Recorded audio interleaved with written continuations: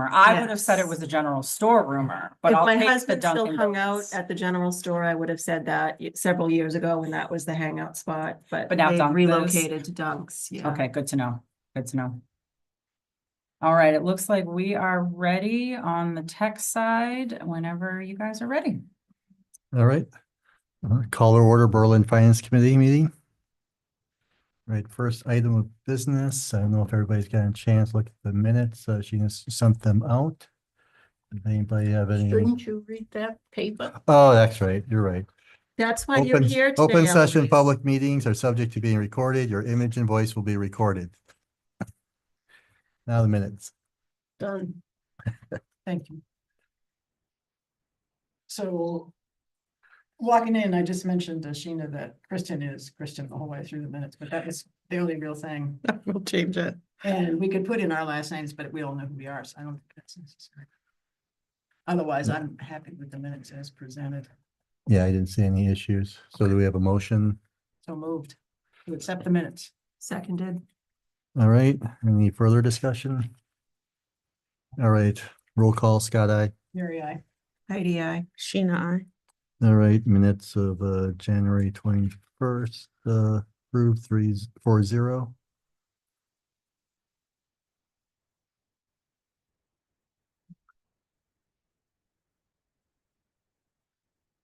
All right, next item of business, get started with obviously town clerk up first. Just Let me know when you're ready with. gonna actually open it as the PDF because sometimes it's a little easier to move things around. But...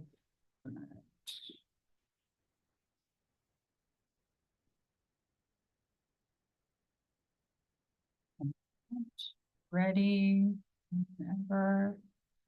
You are, Eloise. That's my budget. The reason the town clerk went up because the town clerk does not get additional monies except what's voted at town meeting versus many other people can get it from different buckets. And like for the November election, we have to be open 17 days before the election. And so I tried to throw it in there too. Okay. Trying to make it better, but I'm making it. Do you have any questions of me? So what you just said, Eloise, means that we have to have more hours in the clerk's office ahead of those 17 days versus the last time we looked at something like this. Yeah, okay.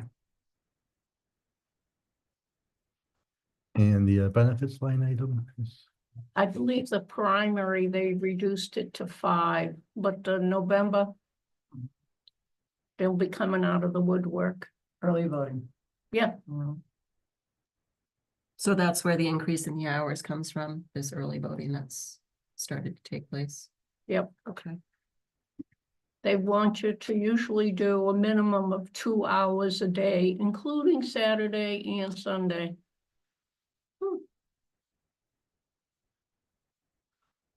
Did we have that November of 24 election? Yeah. Oh, what was the traffic like? Was it? The people that came in, especially over the weekends, were my people who are in wheelchairs Mhm. or on crutches that, you know, they couldn't stand in line. Yeah, But I usually get a lot of my medical personnel. They all come in and vote early because they never know their schedule. mhm. And the kids who are back home from school.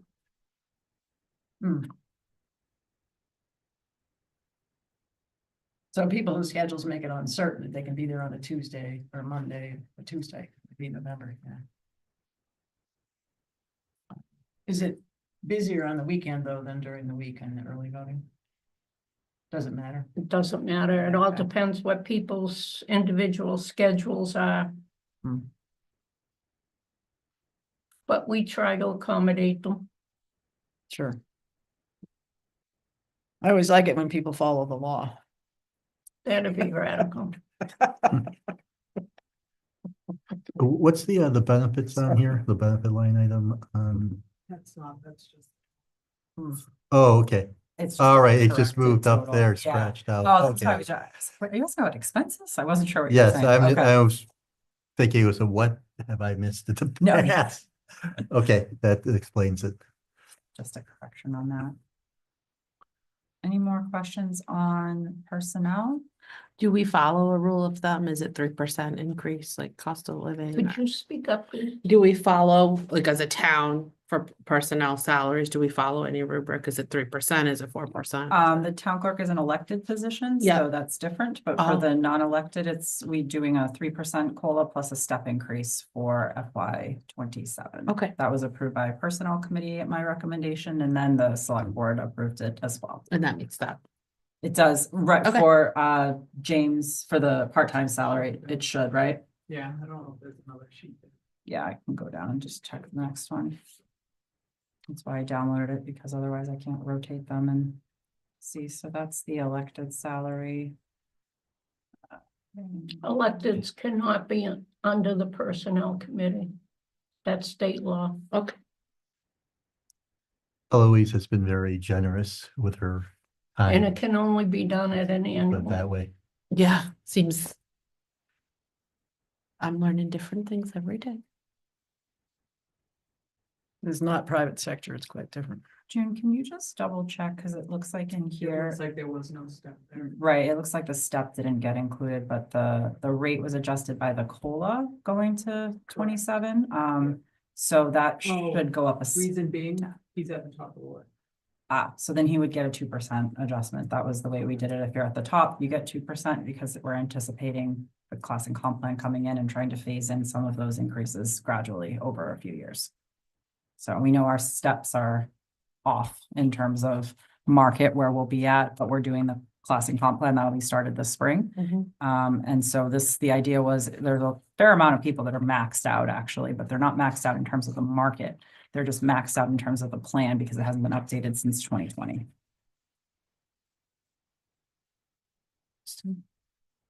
Mhm.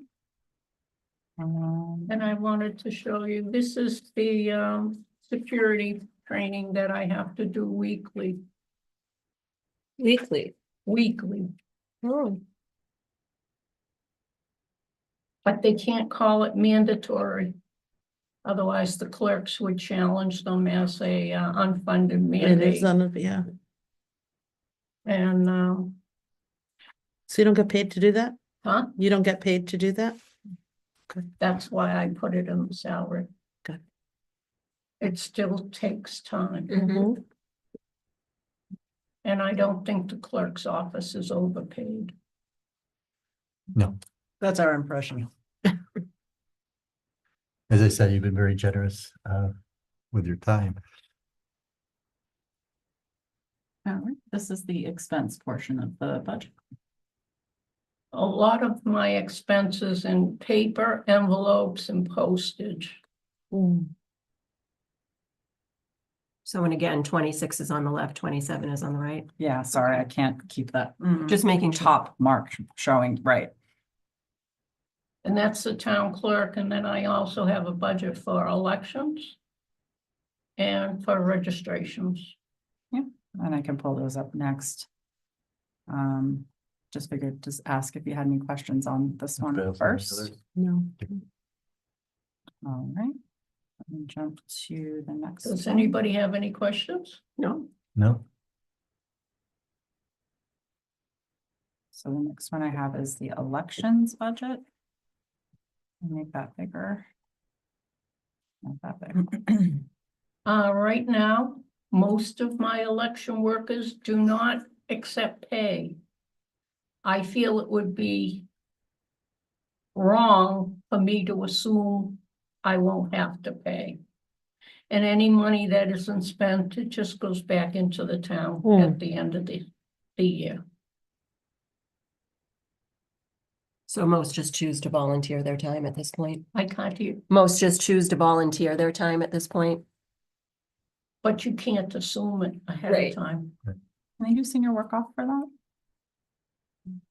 No, stay away from it, yeah. And they only get paid minimum wage.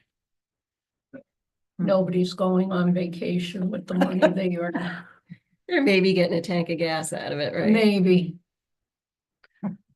And I put in that budget has to cover 3 elections. It has to do the September primary, the state election in November, and then the following May for the annual town election. Oh, the May 27, yes, yes.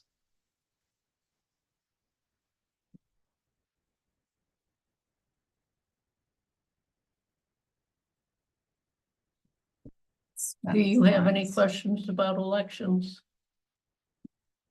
Only question I have is, how's it gone in this past year of having the poll pads and the process, the new process of, The poll pads, it takes time when you're checking in, not a lot, it's like 20 seconds.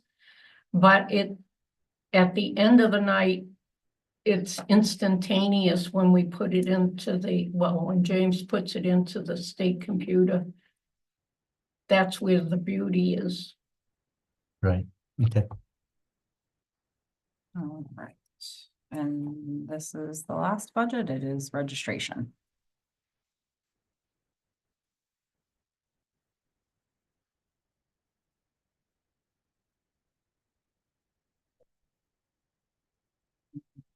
Level. And funded a from- registration has to be held 10 days before a town meeting or any election.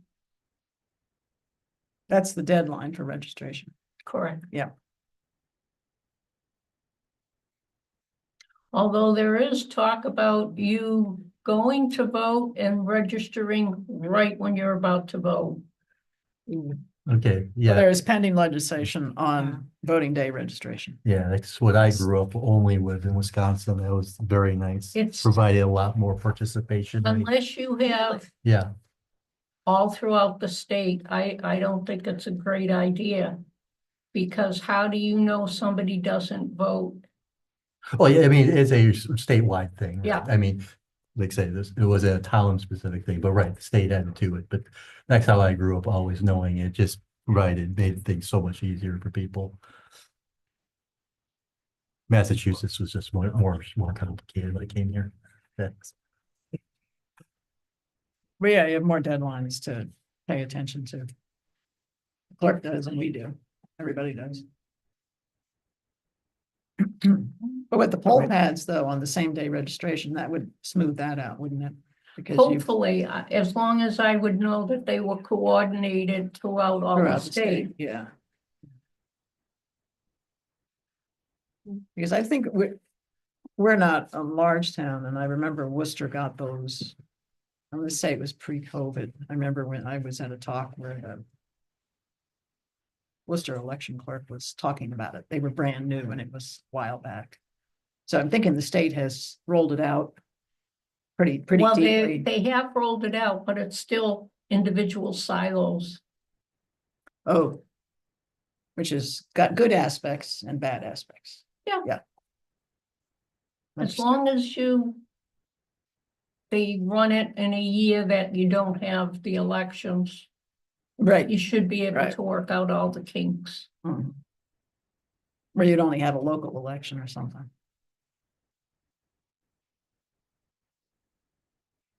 So do you have any questions to me about registration?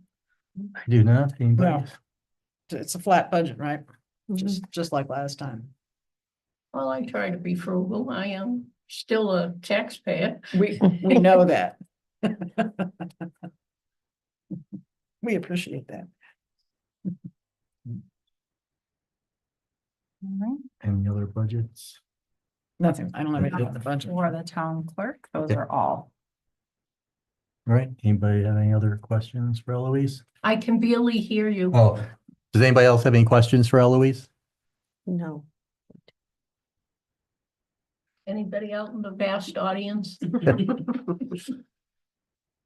Okay, right, I think we're all set. Thank you. Thank you. thank you. Appreciate it, Eloise. Mhm. Next, we have conservation.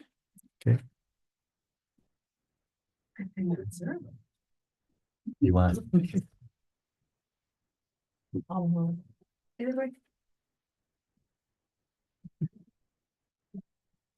more space on this. corner. Good. You're welcome. I'm gonna get yelled at too. 'Cause It's not intimidating. It's just facing. uncomfortable. Yeah.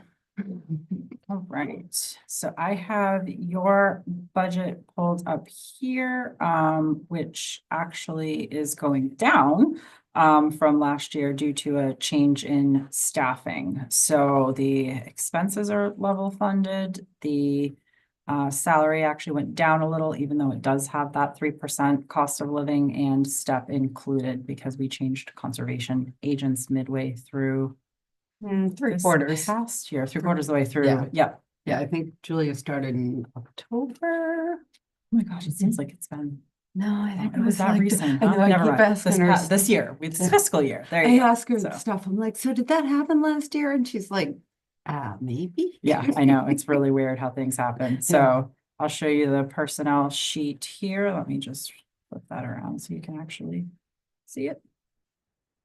There we go. So if you want to just explain your personnel, your 10-hour week. Yeah, person. so our first ever agent left to have a baby. And so we hired Julia Danielson in, I think it was October. And she agreed, we offered lower than what Maddie had been making, and she accepted. Right, she was a So- first time, whereas Maddie had been here for a number of years, was also a full-time agent for the city of Worcester as well, so this was a new experience, but Yep. good background in environmental Yeah. field. Yep, So, and yeah. she's, I have to say, has done a She's phenomenal job. awesome. She's the administrator for the president of Mass Audubon. That girl knows how to write a letter. I always say if you've been an assistant in any capacity, you know how to run things. Yeah. So, Yep. it's true. So she's doing great, you know, still has a lot to learn, but she's doing great. We wrote the annual report the other night. Awesome. Yep. So that is your one personnel budget line item. And then on the expenses, you just have, I believe, a level funded budget. $2,000. I don't know if you just want to explain a little bit about what, oh geez, I'm trying to make it a little. Yeah, I bigger. mean, It was really big. It's less and less, but because some of the forms we can file digitally with DEP now, but whenever we mail any official documents, they have to be certified and we still have people doing training, MACC. So the dues is for MACC, which is Mass Association of Conservation Commissioners. They have a big, well, they do 2 conferences a year, but the one in the spring is the big one, and members can go and take training classes, and actually AJ's already signed up. And so we reimburse members who, I think it's $55, the MACC conference. Oh, is it? I just dropped the Oh, invoice yeah. in the box. You want me to go get it? No, that's all right.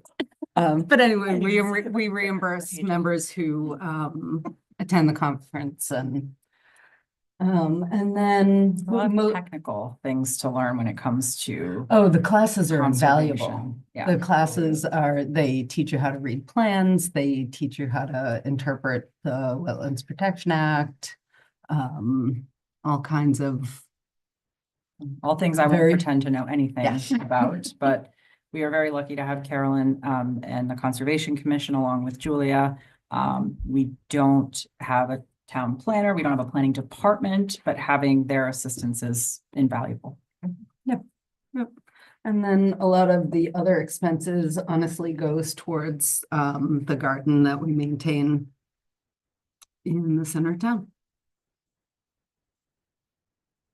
Next, the other, Yeah, Category. the other expenses. so it says mostly legal fees. It That should be does. scribbled off or, Um, because don't we have most legal things in the legal, like, I think that's a Colin? carryover from prior years. Yeah, we have. Because we used to moved- have to pay our own legal fees and Yeah. that was super expensive. Yes, And that was often resulting in reserve fund transfers depending on what was happening. So we Yeah. have upped the legal budget as a whole. Also more administrative work to try to break things out between different departments that use it. So unless it's for like a specific project, like if it were to be a CPA project and it would have a set budget for that, we take it out of the general legal budget. Right. It's nice to centralize the legal stuff for the town because there's always that question of who is the client. And I think it's important to have it be technically the select board. Yep. So It makes sense. We And are great. yeah, they've been. sounds like the professional way to do things. Yeah. Yeah, and we're fortunate in that Heather White with Petrini and Associates, her land use knowledge is one of Yeah, the top in the field. This is what she awesome. does. And that was a big part of why I made the recommendation to move with that firm because we, really need that legal technical support on the land use side of the shop and. she's very And good at what she honestly, does. we were paying the bills, especially the last firm, the one out of Boston. I don't remember their name at the moment. Oh, yeah, it um, wasn't on a retainer like it is now. Yeah, no, it was like $400 an hour and we would often not seek counsel. Because, It was so expensive. because Yeah. when you have a $2,000 budget and it's $400 an hour. Yeah, so it has made us much more comfortable. Obviously with permission, but Right. it has made us more comfortable in getting advice. Well, and anything general that's not lawsuit related is rolled into that $18,000 a year that we pay. And then we get a $3,000 buffer. And then they start charging us again at 21,000 in expenses. So it's worked really well because I don't think people should be afraid to consult legal counsel, especially when it's these highly technical matters. It's not something that most town administrators are versed in. So it's really, dangerous to the town to not be able to seek that advice when needed. So I've been really happy with them. I'm glad you have been as well. I won't say the name of the other big firm that we fired, but when I see them at the annual conference in Boston every year, they remind me that little old Berlin fired them. Yeah, yes. Thank you. All right, Because they've never had a client release them before, right? No, Right. apparently not. Well, and also they were such, I often felt that we were not paid attention to as much. I like to call it little fish in a big pond. Yeah. And this is a boutique municipal firm that predominantly works with small towns. So this is really their. Carolyn, you have to just convince them that we're much more interesting than anybody else. Right? Well, I don't have to convince Liz Valerio of that on the labor law side. She is always fascinated to hear our stories. So, What am I telling you? Come on. exactly. I mean, she does the big time Everybody else is school You can't write some of the strikes stuff. and, no, we keep them entertained. This is Berlin. We're not blind. Right. all right, any other questions on the budget? No, thank All right, All right. you're all set. Thank you. Thanks, Carolyn. Oh, do you want to introduce Julia? Oh, sure. Yeah, Julia just got here. So this is Julia. She's our new agent. Hello. Welcome, Julia, meet the fin. She has to drive a little bit further than Maddie had to, so. That's okay. And they took us early, so. So you're all set. Yes. Where are you, Julia? What town? Lincoln? Lincoln. Okay. That is one of those boring towns, no? For sure. I bet they have a big legal budget because they're so boring. Yeah. That's right. And an Air Force base. And yeah, you know, all that things. stuff. Does everybody here know AJ as well? No, I'm not sure. no. Just say hello. AJ Moses. If it wasn't for AJ, we would get nothing done during the week. That's right. Here's my legs. He alerts us to what's going on. So Yeah. it's great to have he's got his ear to the, you beat on the street. You were in the woods 2 hours today? What'd you do? We've got, Snowmobile snowmobiles. issues. Oh, dear. 4-wheelers running through 40 caves, Oh, and we're trying to resolve it. So I think Wow. at the point where we involve others, get some help. oh, We should have a chat about that. I'm glad you're, Heck of a walk. Did you say caves? 40 40 caves. caves. Is It's a- the it's a- name of it. It's a hiking It's- area it's off of very- Lancaster Road. They're not driving snowmobiles in In caves. caves, No, they're no. not doing that. Okay. I think of like Purgatory Chasm every Just time you see checking. caves and I'm like, no, it's Yeah. not. Yeah, It's a- what street is it on? Is it on Linden? No, it's on. Lancaster. 40 Caves Lancaster. is Lancaster and the end of, Allen Road. Thank you. Yeah. Yeah, now I'm And the Clinton oriented. Border, Mhm. you know, the Clinton town line. Yep. It's That's- a very geologically significant area and there's lots of rocks that have kind of fallen onto each other. So there's all kinds of little. Crevices. Oh, got it. At some point in your daughter's experience going through the school system, if she remains in the public school system, there will probably be a field trip or two there. Okay. Yep. Fascinating. And the biodiversity is just amazing. AJ and I put up some wood duck boxes a couple of years ago and they use them every year and That's cool. very cool. It's a great area. Yeah. Awesome. Thanks for coming out. Bye, you. good night. Let's talk in like a month or so. So I assume because it's a geological area, we don't want four-wheelers through. Well, It's in the, hang on, I'll pull up. It's also I'll pull up where the people request 'cause her are name's not on meant the to be a motor Concom vehicle request. I'll just recreational give you a second. thing, motorized vehicles or that type of stuff. No, it's just like the reservoir, I don't need anybody getting arrested. and it kills me as snowmobilers. It's not like it's the easiest thing to track, right? I mean, no, where did they come from? All right. There's others. Yeah, oh, okay. And last but not least, we have Victoria from the library with us this Hi, evening. Victoria. Just your budget all situated here. All right, Carolyn's take it away. All right, so I'm pulling our it. Here we go. wages are going up just by the COLA and the step increases for all of our employees. How many do you have? I'm gonna show you. Oh, thank you. Thank you. You're welcome. No, I was gonna say, Remember I can't get everybody. down to the sheet fast enough. There you go. 7. That's great. So it's going up, what did you say, just due to the COLA? Yep. Yeah, the only two that don't increase are the pages who are on the grade 1 level, which isn't going up.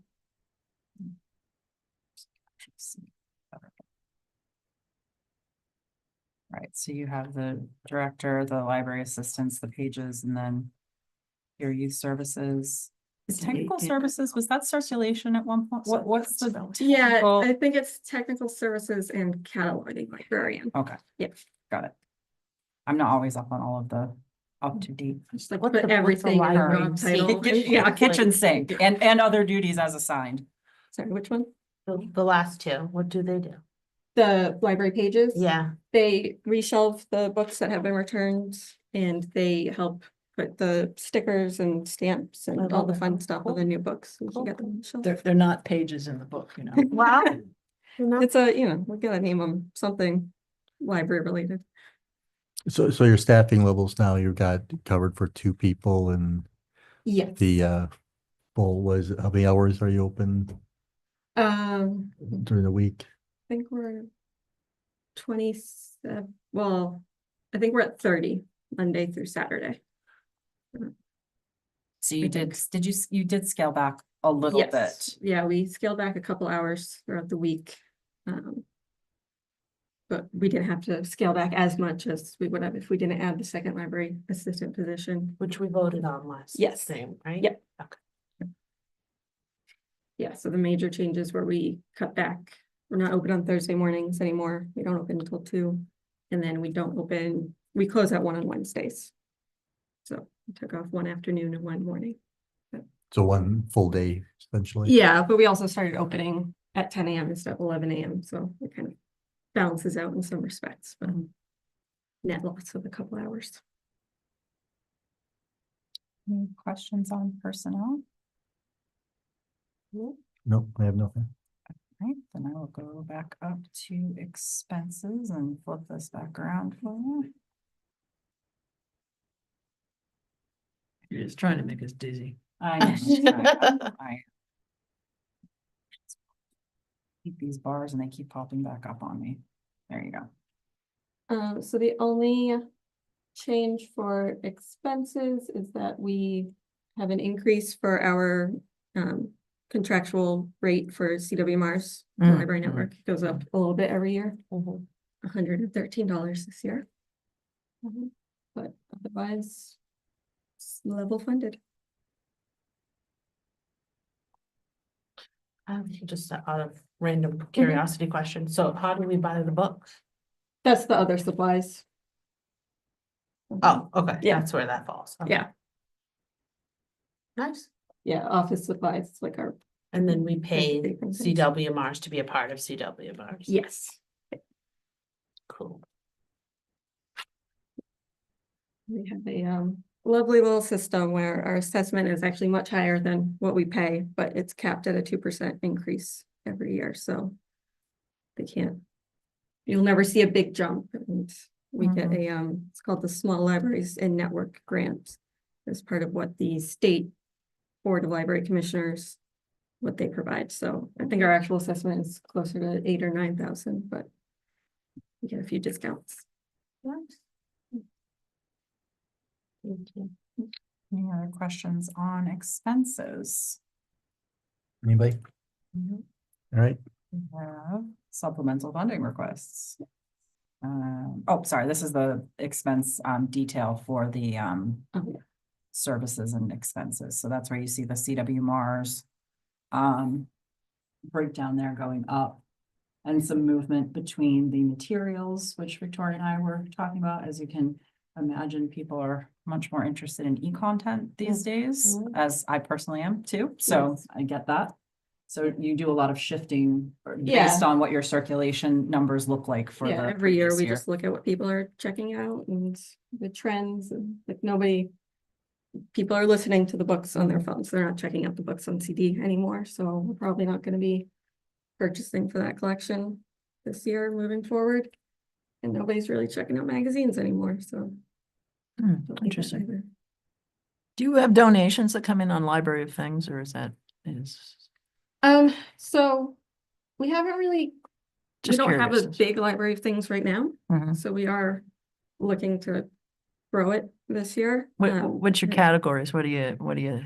So right now we have mobile hotspots, we have a DVD player, we have some headset, like headphones with the microphone, a telescope, we have an energy reader, kilowatt.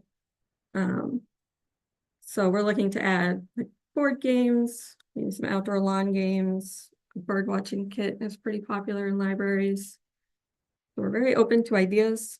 Somebody asked me the other day about adding snowshoes, which if we can do it quick is the time to do it right now. And these are things that you loan out to people, like you sign them out, like you would sign out a book. Exactly, yeah. They have usually different stipulations. A lot of times you have to be 18. Mhm. You have to sign a contract for the more expensive things, just so you understand that they cost a lot of money. But they're pretty popular. Some libraries have power washers, kayaks, canoes. Yeah, This kind of thing. We're not having those. I don't think we have the space for that, but. You can go right up to Highland Commons Well, and get your. that's why I was asking about the nature of what we have presently, and Mhm. if donations are of interest, because some people have stuff around the house they don't use. Yeah. I And would say just don't show up with that. You can send me an email and we'll talk about it. Call or email Yeah. first. Not the Yeah. transfer Yeah. station. It's not the Highland Transfer too. Yes, yes. Call We're Stan absolutely otherwise. talk about it, but if you show up with a heavy. We do have heavy the mall review, or the transfer station, so you never know. there You you could go. go shopping there for the Library of Things. yeah. You I have mentioned the read- cooking items, which I thought were kind of cool. Yes, cake pans were kind of the first thing that started the library of things. When you think about those kind of novelty, a cake Oh, you look only like a use it- baseball or, yeah, something yeah. that you use for a special occasion, and now where do you put it, or what do you do with it? Mhm. Check it out at the library. But they do pressure cookers, slow cookers, all sorts of things. Mhm. Hot plates. Oops, I'm sorry. I was trying to turn the noise off on my watch and then it made a noise on my phone. Sorry. Wow. We Yeah, that's See, I definitely. I learned learned something new today. I did not know the library I- had such a thing. Yeah. When we met, I had to ask the same question because I was not aware, and then I thought that is super cool. Has a canoe. Are you looking to move, Sheena? But I can, I can look one on into a it. river. Yeah. Sheena. Well, I'm gonna go there. I want to check it out. Yeah. No, there's, Christian Science Monitor has had some articles about this stuff, and some libraries with the right, that have the storage space, Mhm. they have an extraordinary library of things that people, Yeah. they just borrow. Yep. And I think younger people are used to that, like, I don't want to own a car, why don't we have a car that we can all collectively Right. use, Or right? bikes or. Yeah, so it's a terrific idea, and it's terrific that a public library could participate in that. It's actually Yeah. a wonderful asset for a community when you get a critical mass going, and there isn't a lot of space in the building. That is the Uh, tricky thing. But there's a lot of small things we can get, and we've been doing a lot of collection maintenance and rearranging this year. So we've got some shelves cleared that, So if you do we get a can canoe, use. maybe we could talk AJ into building a little shelter for it. yeah. We'll just Probably. build a AJ little might be hut able to out back build you a and- canoe. I mean, have you asked AJ? He can do a lot. I think he Okay. could build, I'm not gonna ask him to build a canoe. I know, but I'm just Somebody- saying he could. I'm not somebody saying would you donate should. one, I think, Oh, I yeah. think. Yeah. I got a 40-year-old one I can pull out of my aunt's lake in Spencer, Sheena. We'll hook you up. Don't worry Okay, about it. there you go. We'll find you one. Of yeah. course, the canoe is the one thing you probably don't need a shelter for. That could pretty much just sit That one's outside. been sitting outside for Right. 40 years. Yeah. It may not be in good shape, but I was thinking more like power washer, okay? something Yeah, I like that. you Be can't able to put do in that. a garage. Tarps work really well for some things too. They do. Just saying. Voice of experience. here. actually, Nice new ones, nice colored ones, not Yeah. yeah, thank you. as I say, I forgot before we get into the supplemental funding, one of the things we asked, the departments to do, the department heads to do this year was, what I call a 5-year outlook or staffing plan and expense plan. This is the, staffing plan portion, and we'll talk about the supplemental funding component of it in a minute, but if you want to kind of talk about your vision for where you're headed with staffing. Yeah, so our main goal is to get a full-time youth services librarian. Currently, it's an 18-hour week position, which is most libraries who have youth services librarian, they're full-time. Especially if they're open more than 20 hours a week, the youth services librarian is there more than 20 hours a week. Since we have had our current librarian start, our circulation of children's materials has increased by 50%. And more families are coming in, they're spending more time in the library, there's more things happening. Is the youth library in Hadley? Yes. Mhm. Yeah. Well, that's why. That's why. Yeah, awesome. Yeah. Well, and she is, I'm not gonna discount that, but it is also just, we have a youth services librarian in the building now. Yeah. Which we didn't really have before. Again, Hadley is awesome. Any good youth services librarian would do similar results. And people come in and they go, oh, Hadley's not here. Oh, and then they leave. Like, wait, no, come back. And it's not That's that true. the rest of our staff can't do it, but children get attached to their librarian. Yep. They know that librarian knows what they like to read. They don't want to tell a new person what they like to read all over again. They just want to walk in and, oh, here are a stack of books for you and out the door. And they're ready and waiting. Mhm. Yeah, so. She's wonderful. And It she is. goes to the school, Mhm. so she also has a connection to it. Like, Yeah, she's been great at connecting with the schools and other groups in the community. And it is 18 hours a week to do ages 0 to 18 collections management, programming, any other services when they walk in the door. It's just not enough. And we kind of always have a push and pull of adding more programs, but we don't quite have enough hours in the week to get them all done. So that is our priority. And when we get more hours for her, we'll be able to add some more hours back to our operating schedule. So we'll have more staff hours. So that's our priority. And then when that happens, kind of a plan is to then increase the library assistant hours, keeping them part-time. But if we add more operating hours and we continue to get busier, then they might need some extra desk hours.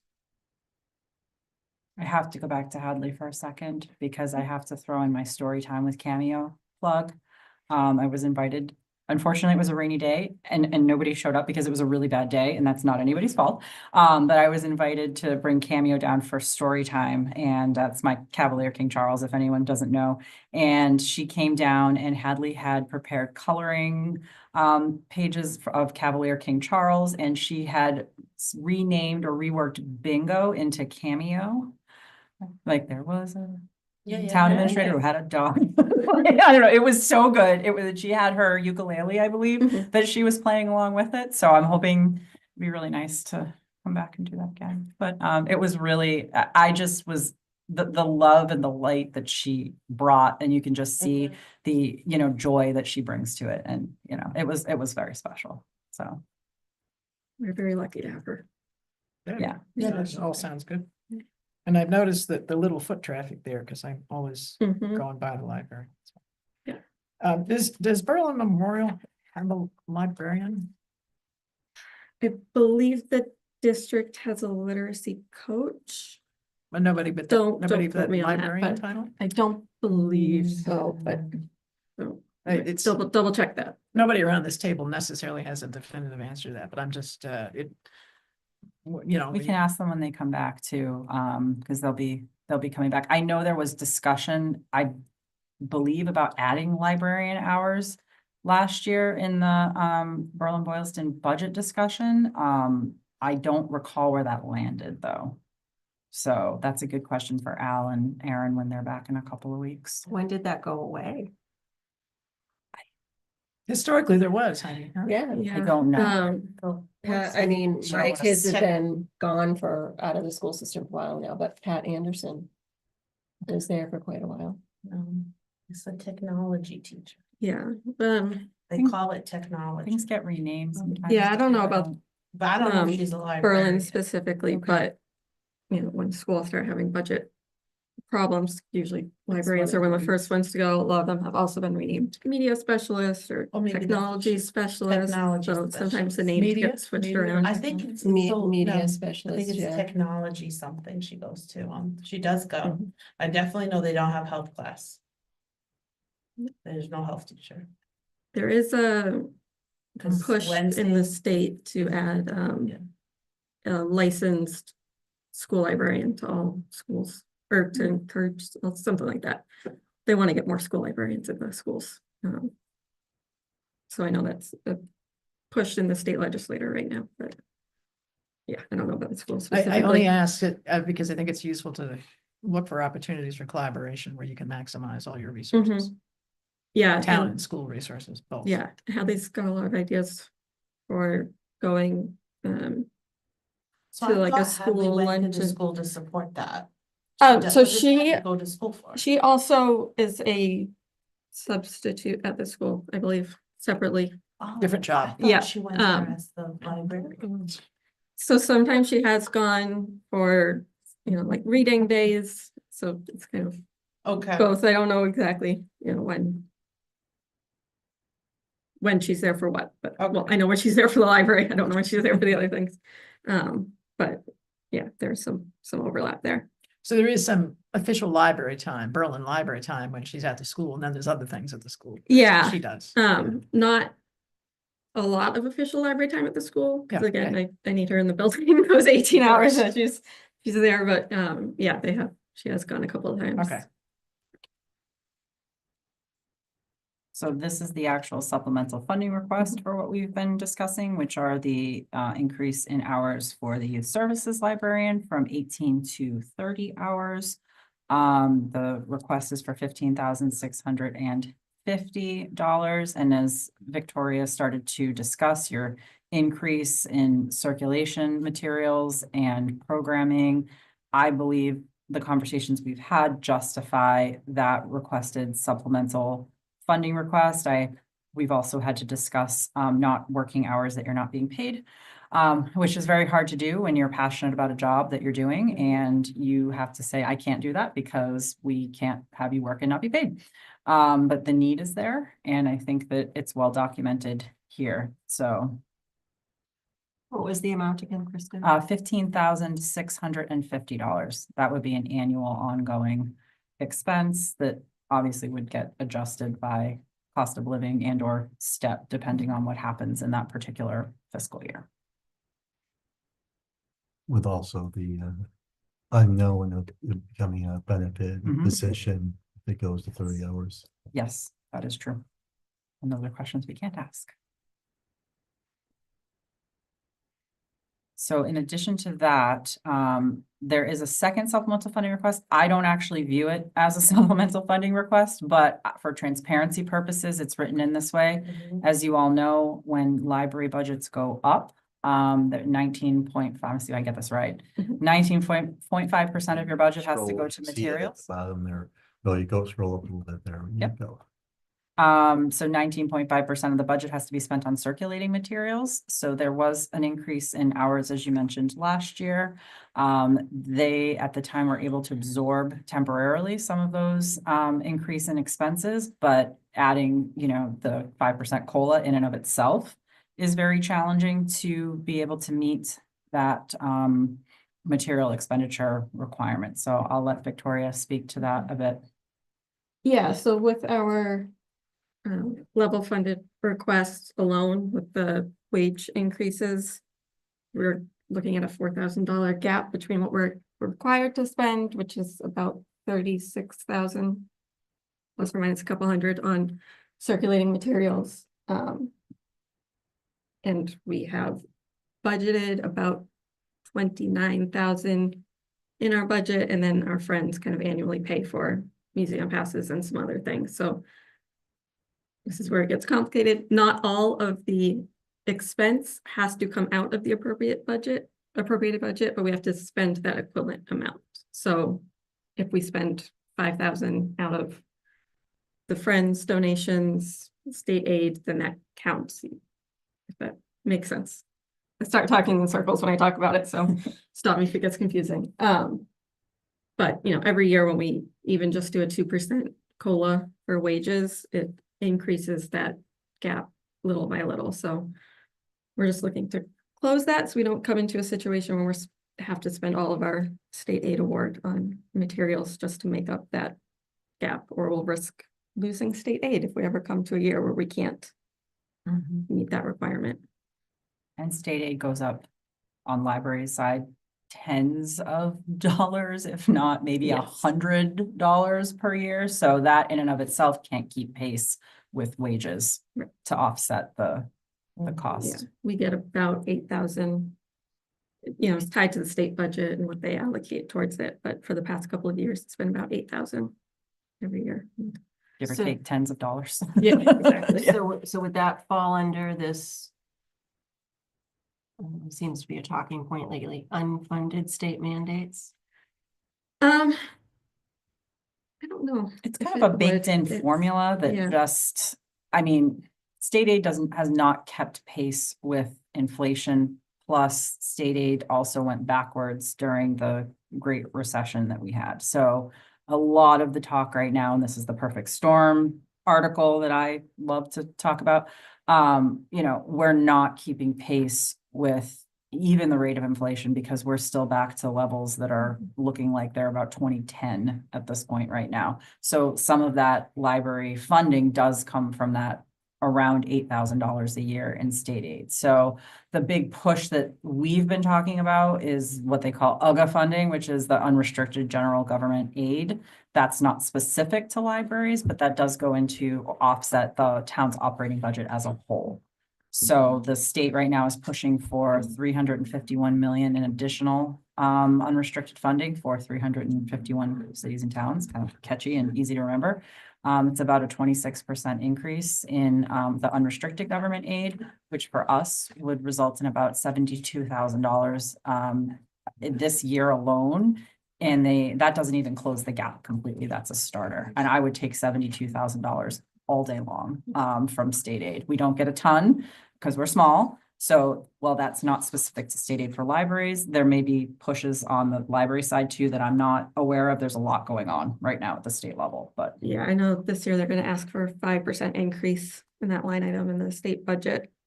So we would see a moderate increase, but we're never gonna see a huge jump in that budget.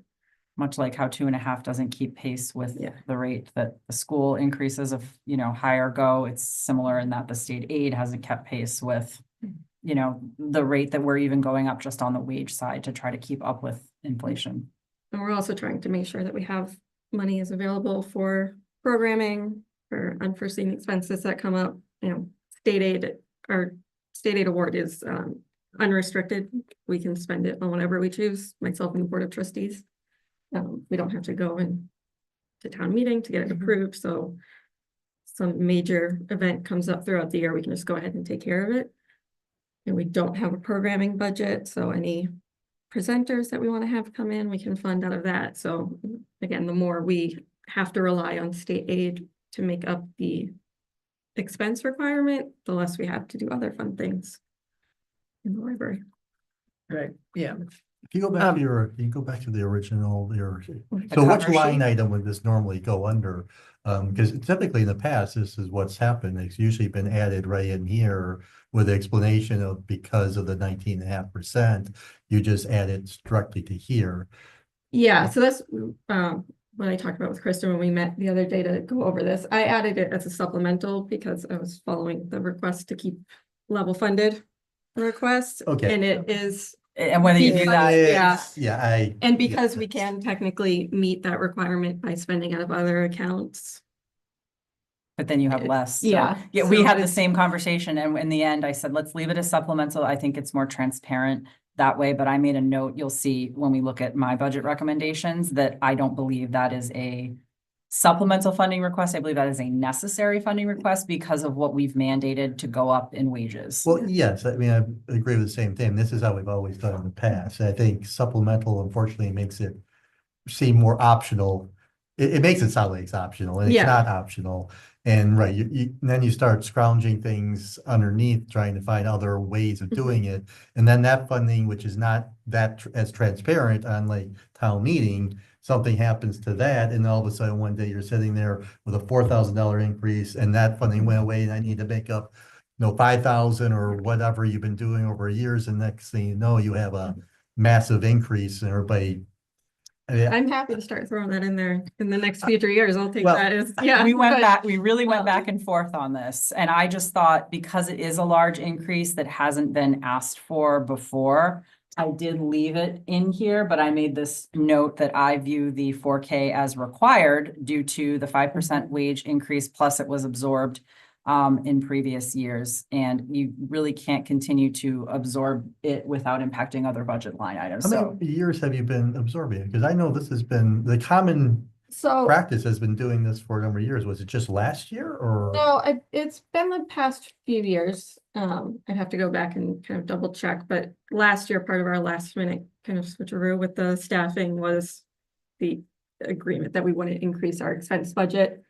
Well, to that's meet what I'm that, so looking at. it- Was it yeah. last year that really the Yeah, change? That was the big. that was the big jump. And then the 5% increase in wages this year. If we do the comp plan and we have to adjust wages again, then it's gonna go up even more. If the services request is approved, that will be another increase, so kind of everything compounds in a vicious little cycle of you get to add more money and then you have to spend more money, which means you have to ask for more money. Well, yeah, it But just, so it's, yeah, just like you said, like, do we have the position, they go to full-time, and now there's another line Mhm. item that we have to start padding, unknown if they're gonna take benefits. Yeah. So it's not any different than any other right. item. Right. I like it having just included, not as a supplemental, but. And I- I'm happy to do it that way. It just makes her go from, as you can see here, what would be a 0.3% increase in expenses to a 10.8% increase. So kind of calling it out, but we can, if the FinCom wants to present it that way, I'm perfectly happy with that. And then town meeting can ask the question if they would like to. Yeah, look at the dollar change though. It, I mean, right, but some that's- people get hung up on percentage change, but that's why. Well, the percent's gonna catch your eye, and then you look at the dollars, and It's it's like, yeah, 4,000. yeah, what are we talking about here? But by the way, I picked up the email today from DLS with the preliminary cherry sheets. So I'm looking at Berlin and unrestricted general government aid, 250,980 in this year. Next year is set to be 257,000. 240? So 7,000 up? Not. But, the but increase no, we're but hoping for. we're losing 9,000 in veterans and elderly. Out of 29's gone down to 20,000. I didn't get a Library, chance to library, read you it get a yet. big $200 and about $20 Sweet. increase. For a 200 total of what? eight Oh, so it's not thousand, tens, it's 200 this year. Okay. 200, 3 digits. total of 8,299 is what it Yeah. says for public libraries under the fiscal 27 governor's local aid proposal. Yeah. I didn't look at the school one yet, but so the town, the total for us is down a little less than 2,000 because the hit was big on the veterans benefits and elderly, going from 29,000 to 20 is. So that impacted all of our numbers. So we're actually getting less in this projected cherry sheet than we did last year. And I just did this wrong. You get that, June, right? You get these emails? DLS, yeah. This is first I've looked at it. I saw it came through and I flagged it in the email and I just opened I it. didn't get a chance to look at it. Yeah, So- it was afternoon, maybe. It was late in the day. So. Right, more reasons to put it in our appropriations. It's not gonna happen at the state level.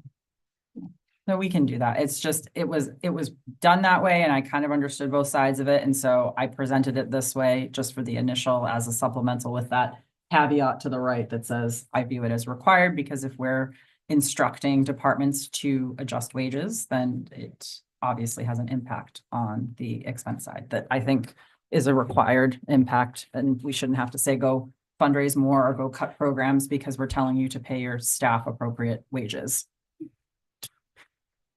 Yeah, I Just mean, like I saying. say, I'd rather see it just directly as a line item there. I'm And good I'll go with the, that. DC column. I don't know if anybody else has other opinions, but I agree. Yeah, because also when it's like a supplemental, Mm-hmm. I kind of, in It's my like mind, I think discretionary. of it as A want, not like a an- one-time. yes, exactly. It just doesn't fit in there. I think you really squeeze it and yeah. I was erring on the side Yes, of yeah, caution, but I that's appreciate fine. this, yeah. Yeah, And actually, if I'm realizing now I rolled it in when I made my budget recommendation to bring that up to the 42 from the 38. Because I just don't, as I said, view it as discretionary. Yeah. I think that's That covers it. because I'd rather explain it at town meeting the way it's always been than to as explain it opposed as to a a different way. supplemental. Yeah. Yeah. And the supplemental I brought in was a new thing, so it's a little bit confusing in certain circumstances. I think it helps to call out the wish list, if you will, or not the wants, but yeah. Gets a little confusing sometimes what's considered supplemental and what isn't. Because, it's not like a law, it's the way they were choosing to present the information, so it's subjective. Wasn't there one in the supplemental, wasn't there also another person or hours increase request? That was for the youth services. Well, you had the youth services. librarian. What was go It back was- to? Oh, that was on the 5-year plan. Yeah, Oh, that was on the, okay, you're just talking about next year's. Yeah, yeah. this is the 5-year okay. plan. You're this skipping is- over because it's out there further. Okay. Right. But it gives you a kind of a preview of coming attractions of where we're potentially headed. And there will be another expense increase with that, but. Right. Cross that bridge when we get to it. Any other questions for Victoria? I do not. No. No. Okay. Thank Yeah, you. thank you. Thank you. Thanks, Victoria. Have a good night. You too. All right, so since I just gave you a little preview of it, want to talk about my budget real quick? I can Sure. give you a little overview. So I'm in better place even than I Right. was last week, which is good. Monday's snowstorm was a great day to work on a budget. Oh, Not gonna lie.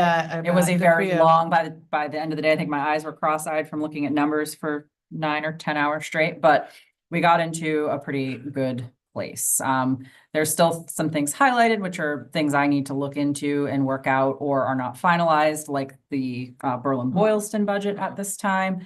But if you look at where we are at now, when when I put in my recommendations on supplemental funding requests as well as adjusting some line items, it brought us down to a bottom line total of $19,528,268, which is overall an 8% increase over the FY 26 budget.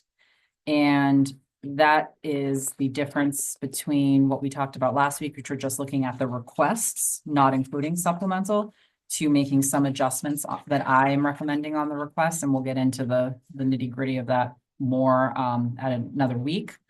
But my recommendation is overall an 8% increase, which is a big increase. And a lot of that obviously is driven by the 11.4% increase that's in there right now for Berlin-Boylston. As we did discuss, there is a $191,000 decrease on the Assabet side. And we've talked a little bit about, I don't like the idea necessarily of keeping that money in that line item because it could go up or down next year. But I also think there needs to be some type of understanding when we speak with the schools of, if we're going to take that money and help offset some of the BBRSD increase, if Assabet goes back up, we're not going to have that money to continue to increase the budget by in future years. So there's that like shuffling shell game of, well, we have a little bit this year, so, you know, it helps offset the increase on the Berlin-Boylston side, but next year we could swing back in the opposite direction,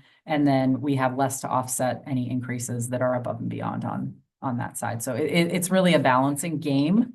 You know, it's really kind of up to the FinCom. I think, given the fact that there are so many unknowns out there right now, I don't think I would recommend, you know, level funding or keeping some of that funding in the Assabet line item that we're not going to use. I think we are going to have to continue to adjust the schools on a year-by-year basis, depending on what's going on. So Kristen, one of the realities that we're looking at here is it's the same pool of students at Tohoto, okay?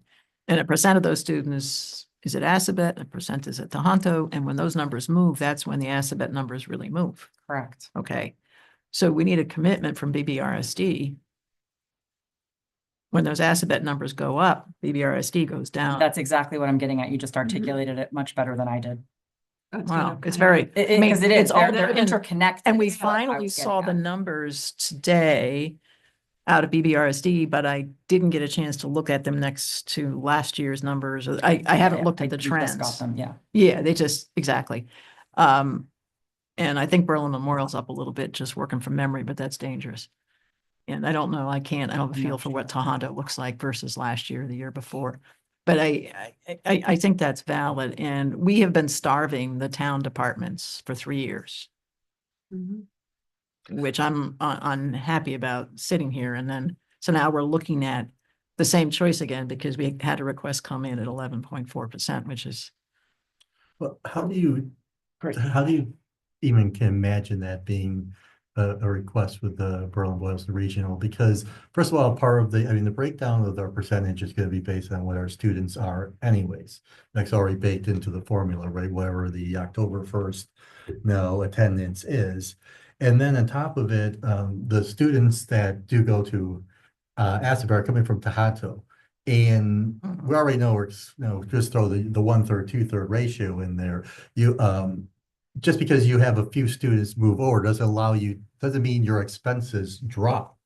And on top of it, I mean, especially when we're only 1/3 of the overall increase, I mean, Right. I think that That's request complicated. is morally complicated. I don't even think it's reasonable to request to even ask, other than we just work on what the budget numbers are and trying to keep things in, because to say that Assabet goes up by 200,000, say next year, to then say, well, BBRSD, you have to find $200,000 of Berlin savings, it's which got- would be 600,000 to their budget.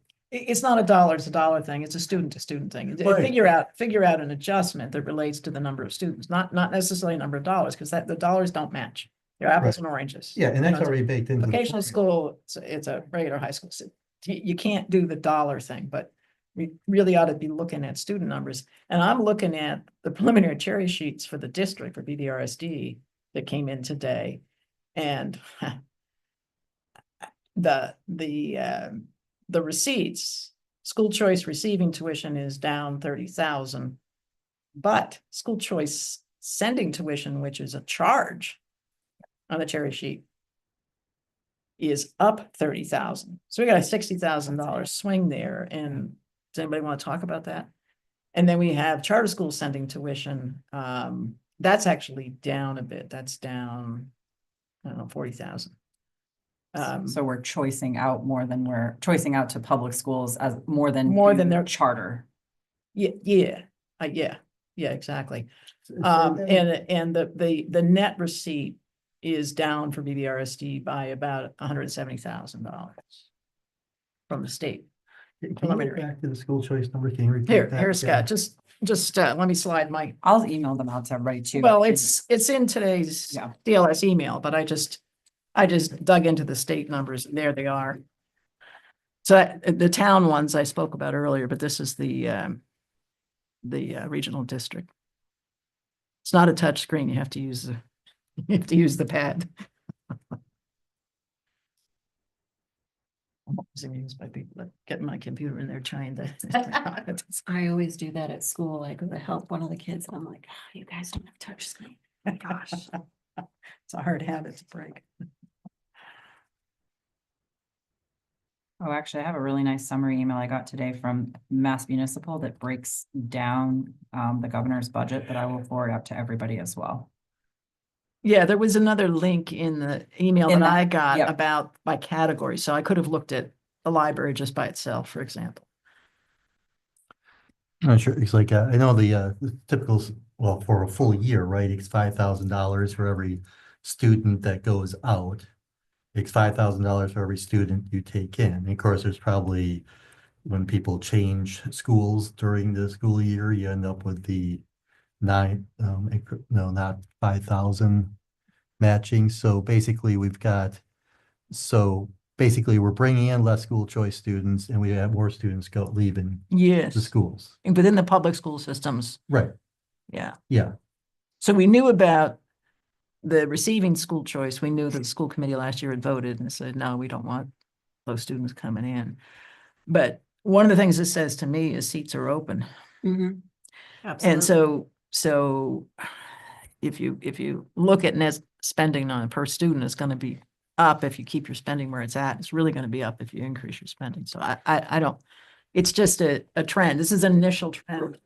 These are preliminary numbers, but I was curious too. I know you sent out the email of that you received about the student count.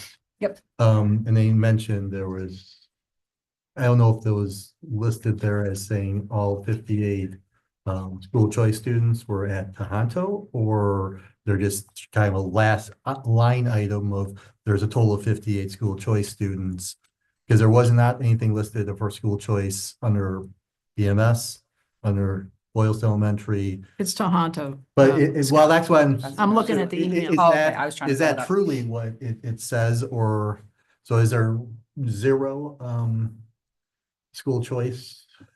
I guess that would be At the elementary clarification schools? for him. Yeah, or is at the end, it just happened to be the last line they put in, and it makes it look like it's referring to Tohoto.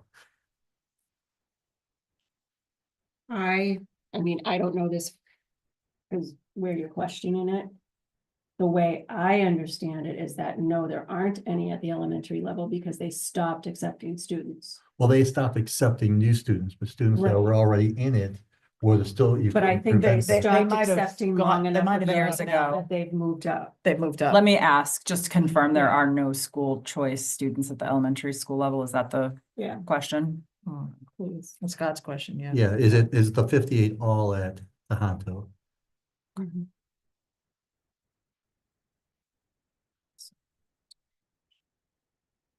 But this has always been back in the days earlier when they were I think there is accepting. choice at elementary school if your parent works in the school system.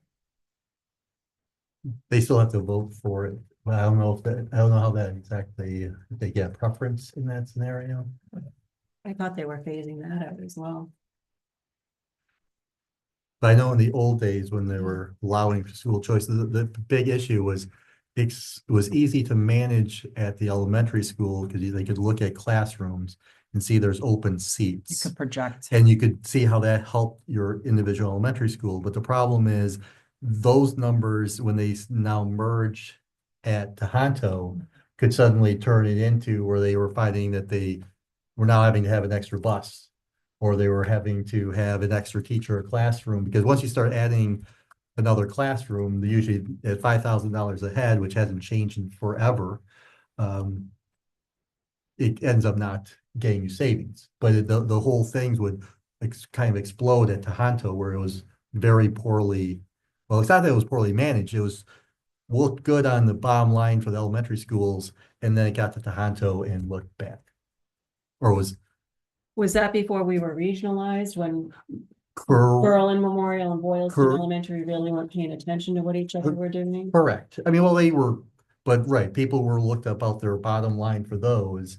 And then, right, and then because those numbers now were, well thought out at the elementary school, but when they came to Tohoto, all of a sudden, they just, because once you accepted them, they were in. Right. And that spigot suddenly dropped into Tohoto, and you don't know, was that sometimes areas were a benefit, other areas we were spending more money than we were bringing in because of what was decisions were made at the elementary level. I did just send that email off to him to get clarification, and once I receive it back, I will send it out.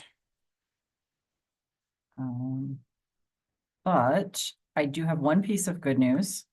Chapter 32B health insurance. We had the state conference in Boston this past weekend. And we were told that we were looking more at a maximum of a 14.4% increase. So I initially had lowered chapter 32B down from 20% on the increase to 14.4. And I received further clarification today that Berlin individually is likely between the 8 to 10% range increase. So I have now lowered this line item increase down to 10%, which you will see, which then with everything all included brings us to only a $404,000 deficit if we are just looking at new growth 2.5, if we're not tapping into excess levy. So at this time where my budget recommendations are, in order to fully fund, and don't forget, that doesn't include final on health insurance, that doesn't include final on the schools.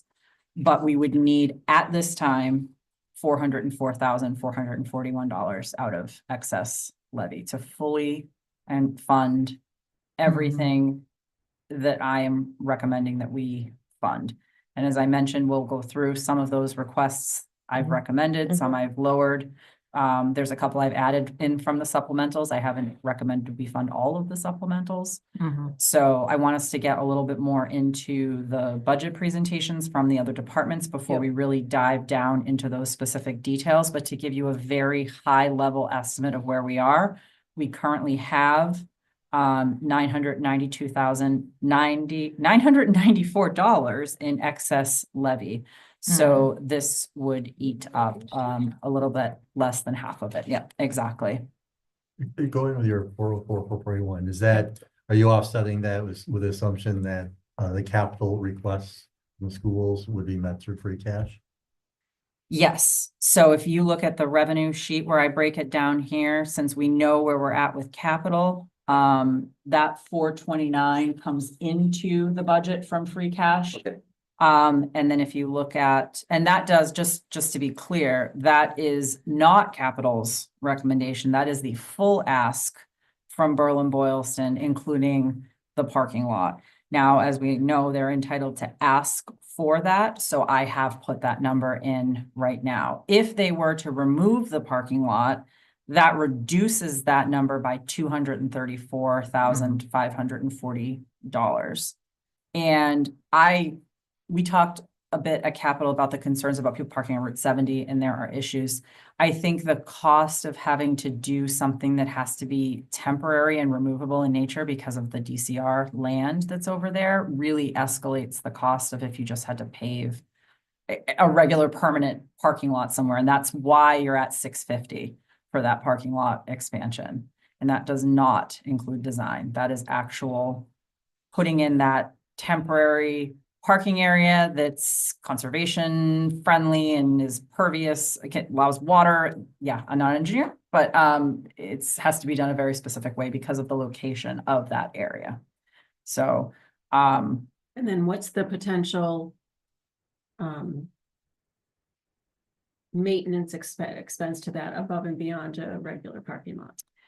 I don't know. I think the expense comes in the materials that you use, not specifically in the maintenance itself, because it does have to be removable or restorable to what it was before. So that's a good question. We can certainly ask the schools when they come back.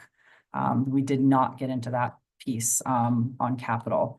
A lot of the discussion on capital center around those other items, which are all ones we've seen before that they've asked for in previous years. And we haven't had the funding to fund them all at once. So they've actually been spaced out. So you're only looking at 100,000 at Berlin Memorial, and you're looking at 94,537 at Tohoto without the parking lot. So it's really that one expense that capital was questioning. Something else that comes to mind, just because construction family, snow removal on lots such as that. Yep. Lots of times you can't just push the snow out of the way. Interesting. It actually has to be removed. So does the town of Boylston maintain those parking lots? Like, have they had any input there? Public Works Department? Right, because that would be on Boylston Good DPW. question, Heidi. Yep. Very good question. Because that can be a substantial increase if you get into snow removal versus just getting it out of the way. That's one of our CPA questions. Nice project to do a certain thing, It but is. what is it, what is it gonna take to run it? It's funny you say that because I just learned that with our Snowmageddon that we dealt with earlier this week. I live on a dead end street. Bro, I can only Aren't you imagine. Lucky. So am. And my neighbor, they will not plow past her driveway because there is a guardrail there and a neighbor's fence behind it. And she's been fighting the city for 8 years since she moved in, and she has to actually shovel the street to get her car out. And we had a big conversation about they have to bring the loader in after the storm and actually remove all the snow that accumulates so far into the end of the road that it blocks her driveway. And that is an added expense. It's a different piece of equipment, and it can't be done when you're just doing your basic snow removal operations. So it's funny you say that because I had a little learning. They can't even experience. get to her driveways. Yeah, at first you said. I thought it was They're that they won't blocking. Go past. No, they her can't go driveway. past They her can't even driveway. get to her driveway. Correct, Okay. because when you start pushing the snow up against that guardrail, you can't go any further because without like knocking And over it's the not like neighbor's they can make a fence. spin and just. Right, sweep and it everyone's the other way. houses are on the street because so there's no like, I'm gonna put it in your front yard because your house is set back way off Right. the road so no one cares. So it's a different, snow removal is very different than just coming down with the plow and pushing things. Mhm. So no, it's a great question. I will preemptively ask that question too, along with maintenance. I mean, it's wonderful for us because it's some extra money, but my husband was out all last night and will be out all night tonight doing snow removal. It Because is. it has to be done after hours. It does. And I will tell you, when you live on less than 1/10 of an acre, I have learned that I am in the snow removal category when there's no place around you to put the To snow put it. and you have 2 feet. So, Hey, the end of my driveway is up over 4 feet now, that corner. Mhm. yeah, that's the other thing you can't see. When you're getting off 495 onto Route 20 in Marlboro, it's Oh, packed up so yeah. high. I almost got Awful. killed last night. I almost got flattened by an F-150 because I couldn't see anybody and then they were there. So yeah, it's a little scary going around corners. What kills me is like, I mean, this is kind of, I've noticed that there's been a lot of, I mean, and this is common, right, after you have a big storm like that, but yet the town will allow, like where I grew up, it's like you could never put a fence to the street because it would block. Here, you could put a 6-foot fence and completely block it, and people will complain about the snow, but you're allowed to put a fence, and it's like one of Yeah, the yeah. dumbest things possible, but Yeah. you- Well, you can make it permanent blocking the view. Right, And that's right. perfectly allowed, but if you have a snow temporarily doing it, people are complaining. Yeah, and there's just in a city, I mean, I have to tell you, there's signs all over Marlboro as you come down Route 20, do not throw your snow in the street. I mean, Yeah. that's literally like, there are the flashing blinky signs, like, because people have no place to put their snow right now, so. Mm. And we might get another storm this weekend. It's like March 2013 all It over says, again. it says nor'easter, right? Yeah. Well, it's I like, didn't want to say that. it's, Oh, well, the predictions have fluctuated so much just in the past 24 oh, hours. I don't know. Just wait. Like one of the last ones was like, oh, we might get a couple inches. And Yeah, then might miss us. When we go home and watch like the It'll 10 be or 10 11 feet. o'clock news, it'll be 10 feet, yeah. That's why I go like this until like 36 day hours before, before. yeah. and It's then I'm actually like, falling. pretty much, Yeah. so. You do know the town of Berlin put out a note reminding us not to throw our snow in the street. We got that Sunday, and then right after the note that said. Y'all have Berlin's property office here. Closed Monday. So we got those two notes together. Together, Yeah, that's a good combo. so don't put snow on the street and don't call us to complain, because we're not in. That is correct. Mhm. Don't tell me that wasn't a Together. smart timing move, Oh, Mary. I mean, we're not dumb over here. That wasn't coincidence. Yeah, it actually was, but it would be funny to think that it wasn't. oh, they came in, Um, just in my email, they came in stacked. So, I said, Going back to the budget, when Yes. is are the schools gonna be back before us? I think it was February 25th. I had I could your be wrong. FinCom February meetings 18th. open. Thank you. Oh, The revised schedule that I'm looking at. It's the 25th. Perfect. That's I was gonna say, my calendar's buried somewhere in here. It's the 18th, right? Yep, so they'll be back. Assabet's 25, BBRSD is 18th of Yep. February. But I mean, the other items, you know, like I said, the point I was trying to make about the Assabet offsetting Berlin Boylston was more just in generic terms, in that, you know, an 11.4% increase isn't as hard of a hit when you're going down 22% at Assabet. But so the understanding is, well, we may be able to absorb some of that a little bit easier this year. Next year, it may not be the same situation. Mhm. So even just more esoterically beyond, you know, a per pupil ratio or spending, it helps take the edge off a little this year. But I think there needs to be that understanding that that's not $200,000 that we just have necessarily free every year to help offset. So there's that No. balancing act that has to happen.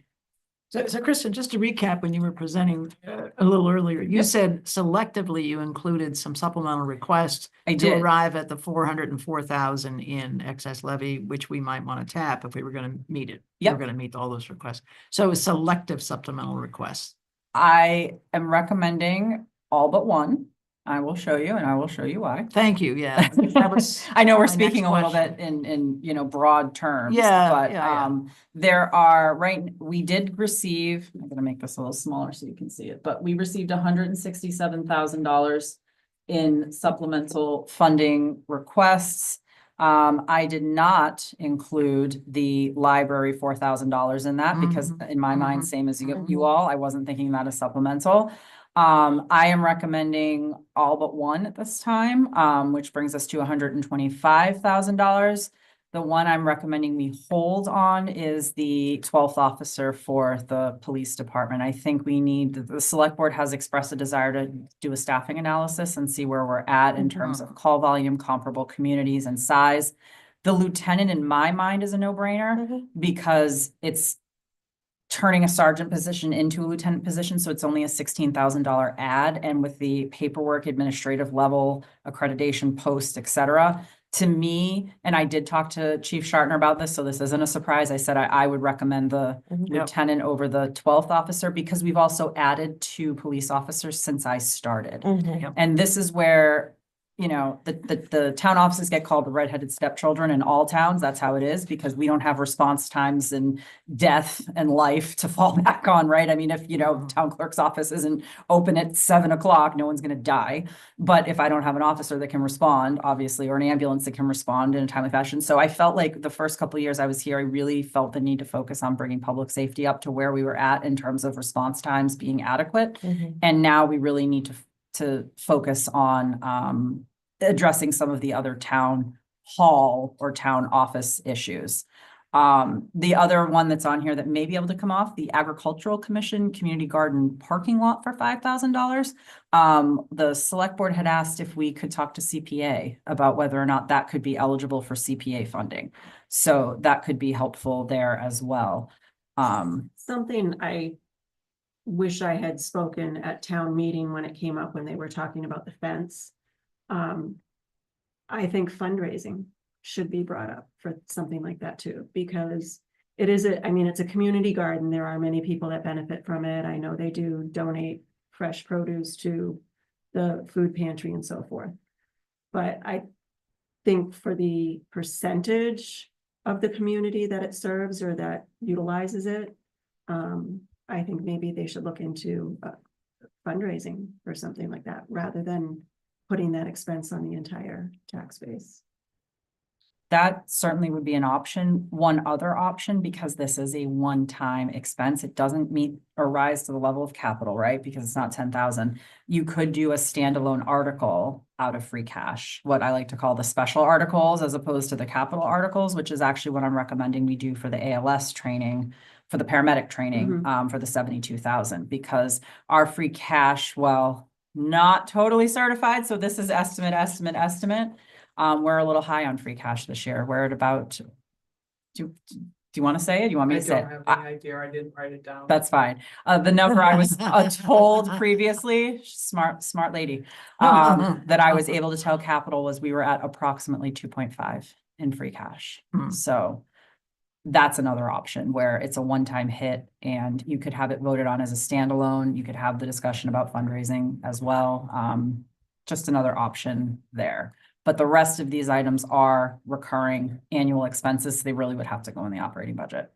And the biggest request, which we haven't talked about yet, is coming from me, is trying to do an office reorg in our office. The 5 hats that the town administrator position has to wear is unsustainable. And I would like to see, the ability to have a management structure with succession planning where you don't burn somebody out after 3 years. I'm being perfectly honest at this point. You're I do all the procurements, all the contracting, all the HR. I'm the IT director and the chief financial officer in addition to being the town administrator. It's not sustainable. And this town has an incredible amount of potential and exciting things going on. And I just think without the proper staffing, you're going to continue to see turnover in that office as well as the treasurer collector, because that is a huge burnout city too, without having a payroll person there. It's just between those two offices. I'm worried about what we talked about with staffing retention and being able to keep people that are overburdened and doing their best to put in the crazy number of hours that they put in, but not being able to keep up. And we want to keep good people, not only because it makes sense financially, but because also the training and everything else that goes into it. And good people are hard to find. And we have some really phenomenal people here. And I do genuinely believe, and you'll see when we get to talk about the town administrator and the treasurer collector budgets, that those in particular are 2 areas where we've been woefully underfunded for years. So preview of coming attractions. So with putting in those requests minus the 12th officer at this time, that's where I get to my current recommended total of the 19,528,268 number, which overall is an 8% increase. One thing that might be interesting is to just show you where we're at by category, because I was trying to figure out, how much we talk about the schools will go up 11.4% or they go down 22. So where are we at in terms of our big categories? And the first category that we have is what we call general government, which are really your core town hall focuses. So again, it's a big hit. It's a 13.2% increase if we do the town administrator's office and the treasurer collector's office. Without those supplemental funding requests, we're still looking at a 7.2% increase. So this is not just a school problem. This is a town problem where we're at in terms of funding. Public safety as a whole would be about a 5% increase. And that's, down a little bit from where we were at on the requested side. Public works up 4.9%. So you're about a 5% increase there. Human services, and we need to have a conversation about it. It looks a lot worse than it is. It's only $10,000, but it's 7%. Neshoba, as we talked about, is going up 30%. So that really skews the percent, but the dollar amount is a $11,000 increase. It's small. And then culture and recreation, with my recommendation, you're looking at a 3.7% increase. Debt is going down by 2%, which we'll take all day long.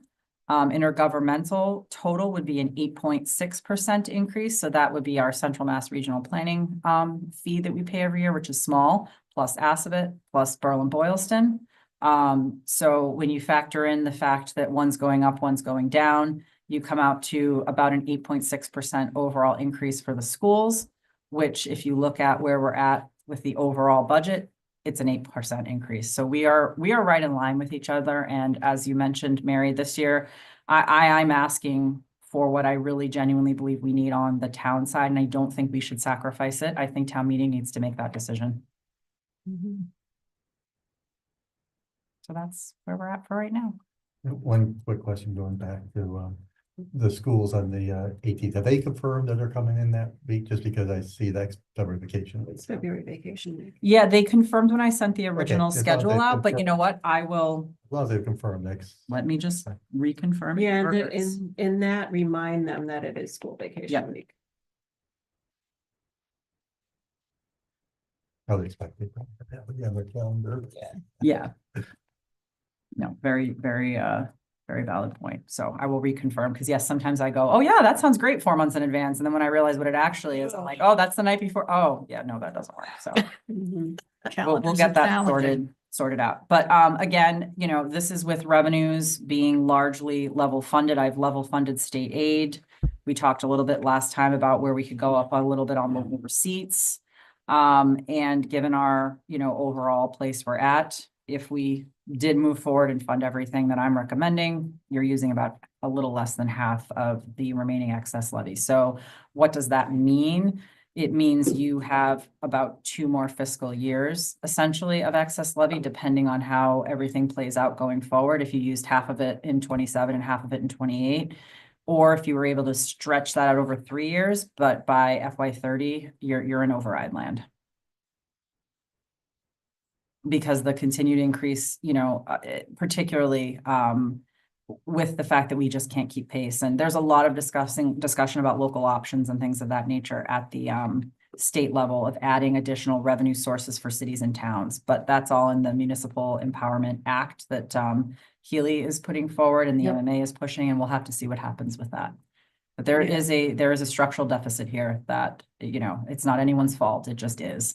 Well, if the folks at the state level could really focus on the school situation, that would go. That will That go a would be, I long mean, way. that's the single biggest thing they could do to help the municipalities with what's going on. But they're creating some of the problems in that. Remember, was it last year, the year before, they allowed a 14% increase in some of their contracts for schools, but yet they're only funding. But that was for the Special education, And yeah. let me tell you, I don't know that you can get people to do that work unless you pay them. Oh, valid Right, point. so it's. But that all not- gets passed on to us. It's easy work. It's not easy No, work. no, That's what not I was at all. trying to say. No. The other thing that's happening at a macro level across the country, and I don't know if micro level in Massachusetts if it's applying, but the real estate market's getting really, really soft. Hmm. So we're not gonna see new growth unless Massachusetts and our town are particularly different from the macro trend across the country. That's what I'm reading right now anyway. I've seen a little bit So of that we as need to well. think, as we think about excess levy and how we use it, we need to factor that in, because I think we're gonna find you know, well, we've lived through this before a couple times. We have. You know, contraction in real estate value. Right. Well, and I That's guess the I mean- handwriting on the wall right now. Oh, yeah, absolutely. This comes in waves, right? I mean, we've Yep. all lived through several cycles of Yep. these now. Even at my ripe old age, but I've lived through a few, believe it or not. Don't But try to impress us with how old you are. I'm It's not- trying, You're not, I'm it's not trying. working. Listen, this is how I got into government, because I finished graduate school in a recession, in the recession. So this is why y'all have to deal with me. So you're very familiar with. I'm very familiar. I was like, oh, government job sounds terrible at 25. Oh, no one else is paying? Great, sign me up. Where do I sign? But overall, the real estate market and the median home sale prices here in Massachusetts are still We're still high. are still outrageous, and it's forcing a lot of, I mean, I'm not a statistician. But I think we're gonna see more and more families having no choice but to move out of the nicer suburbs. Mm. And go further out to afford it. I mean, there was an article that just came out. With the 2025 statistics, and 50 communities in Massachusetts had median home sale prices of $1 million or more. Yep. 19 of those communities were 2 million or more. Over across the entire state, the median home sale price was like $675,000. Mhm. So how can you, Sustainable. we It's not brag, sustainable. we Mhm. brag about the colleges that we have here, and we educate so many young people, and we want those resources to stay. They can't stay. Right? We can't keep our They, kids. they can't. That's why also accessory dwelling units, which I know are Yeah. controversial, are huge to help our housing And problem. it still doesn't meet the median household income across the state either. The median household income across the state is still about $110,000. Yeah, I am, It's, yeah, there's a you just. tipping Used to be, if you point to made all of 6 this. figures, you were good to go, not anymore. And unfortunately, it's the school districts within those high priced areas that have the ratings, so people want in, but they can't afford, Or they move in and then they move out, like when you go into like Harvard and you see for sale signs in June. yeah, I mean, really, they move Yeah. there while their kids are in school and then they leave. yeah. It's crazy. What town was that? Harvard. Oh, yeah. Oh, yeah, the for sale signs in June are insane in that town. Yeah. Kids are done, we're out. So, Same with Acton, Boxborough. yep. But that's Right. all I had for you this evening. Anything else? Thank you, Kristen. Oh, a little short today. For once. For I'll be once, ready. take it. Hey, I'll Okay. take it. we're north Um, of 9. I'm happy. Motion to adjourn. Second second? that. All right, all those in favor, say aye. Aye. Thank you, We're everyone. adjourned. Thank you, Kristen. All right, thank you. So when is We're your in good shape. last day? So March 8th, which is a Sunday. Oh, so you gave Um, months. I actually have to give 60 days Oh. notice in my contract. Okay. But I had a couple of weeks of vacation and so rather than